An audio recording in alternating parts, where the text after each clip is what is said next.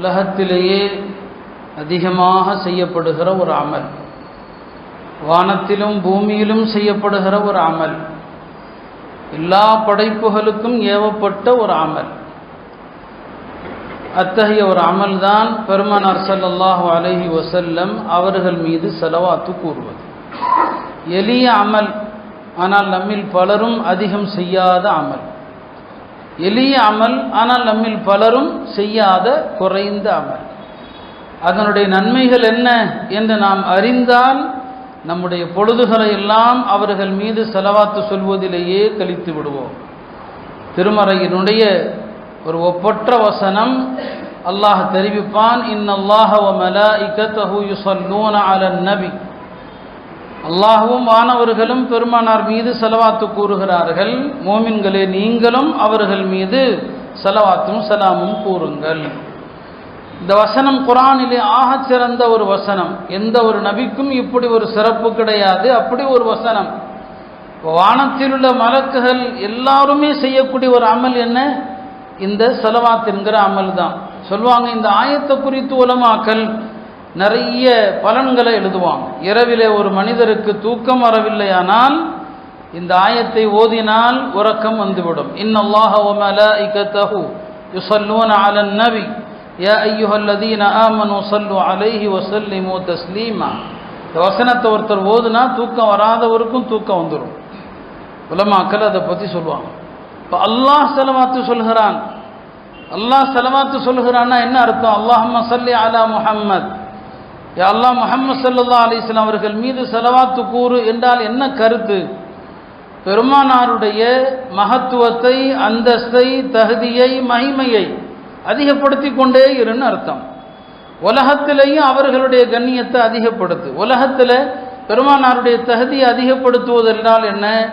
உலகத்தில் அவங்களுடைய பெயரை போல எந்த பெயரும் உச்சரிக்கப்படக்கூடாது. உண்மையும் அதுதான். நபி ஸல்லல்லாஹு அலைஹி வஸல்லம் உடைய பெயர் போல வேறு எவருடைய பெயரும் உச்சரிக்கப்படுவதில்லை. உலகத்தில் அவர்களுடைய தீன் எல்லா தீனை விட மேலோங்கி இருக்க வேண்டும். இதெல்லாம் ஸல்லி அலா முஹம்மதுக்கு அர்த்தம். அவங்களுடைய மார்க்கத்தை கியாமத்து நாள் வரை நீடிக்க செய். இதுதான் ஸல்லி அலா முஹம்மதுக்கு அர்த்தம். மறுமையில் அவர்களுக்கு நீ யாருக்கும் வழங்காத நன்மையை கொடு. இதுதான் ஸல்லி அலா முஹம்மதுக்கு அர்த்தம். மறுமையில் அவர்கள் எங்களுக்காக பரிந்துரை செய்யும் போது அதை ஏற்றுக்கொள். இதுதான் ஸல்லி அலா முஹம்மதுக்கு அர்த்தம். மறுமையில் அவர்களுக்கு வசீலா, ஃபதீலா, மகாமு மஹ்மூத், இந்த இடங்களை எல்லாம் கொடுத்து அவர்களை கண்ணியப்படுத்து. இதான் அல்லாஹும்ம ஸல்லி அலா முஹம்மதுக்கு அர்த்தம். நீங்கள் அல்லாஹும்ம ஸல்லி அலா முஹம்மது என்று சொல்லும்போது இந்த பொருள் எல்லாம் உங்களுடைய உள்ளத்தில் வரணும், வெறுமனே அல்ல. இதுதான் இது அதனுடைய கருத்து. இதுதான் இப்போ அல்லாஹ் சொல்றான். மலக்குமார்கள் ஸலவாத்து சொல்றாங்க. மலக்குமார்களுடைய எண்ணிக்கை எவ்வளவு? யாருக்காவது தெரியுமா மலக்குகளுடைய எண்ணிக்கை? இல்லையா? வமா யஅலமு ஜுனூத ரப்பிக இல்லாஹு. மலக்குகளுடைய எண்ணிக்கையை அல்லாஹ்வை தவிர யாராலும் அறிய முடியாது. உஸ்மான் ரலியல்லாஹு அன்ஹு அவர்கள் ஒரு முறை நபி ஸல்லல்லாஹு அலைஹி வஸல்லம் கேட்டாங்க, மலக்குகளுடைய எண்ணிக்கை எவ்வளவு? நபி ஸல்லல்லாஹு அலைஹி வஸல்லம் சொன்னாங்க, மலக்குகளுடைய எண்ணிக்கை யாரும் அறிய முடியாது.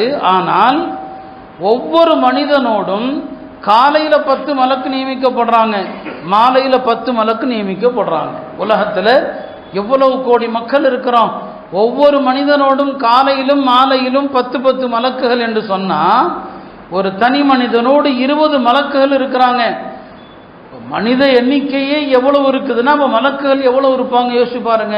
நபி ஸல்லல்லாஹு அலைஹி வஸல்லம் மேராஜுக்கு போயிட்டு வந்து சொன்னாங்க, இந்த வானத்துக்கும் பூமிக்கும் இடைப்பட்ட இடத்திலும் சரி, வானலோகத்திலும் சரி, ஒரு 4 விரல்கள் வைக்கிற அளவுக்கு கூட இடம் காலி இல்லை. அங்கே ஒரு வானவர் சஜிதா செய்து கொண்டிருப்பார். அப்போ வானவர்களுடைய எண்ணிக்கை இருக்குது எவ்வளவு அதிகம் என்பதை இதை நாம் உணரணும். ஒரு ஹதீஸில் வருது, அல்லாஹ்வுடைய படைப்புகளை 10 பாகங்களாக பிரித்தோன்னு சொன்னால் அதில் 9 பாகங்கள் மலக்குகள் தான். மீதி ஒரு பாகத்தில் தான் மனிதர்கள், ஜின்னுகள், விலங்குகள் எல்லாம். மீதி ஒன்று தான். அந்த 9 பாகம் யாரும் மலக்குகள்.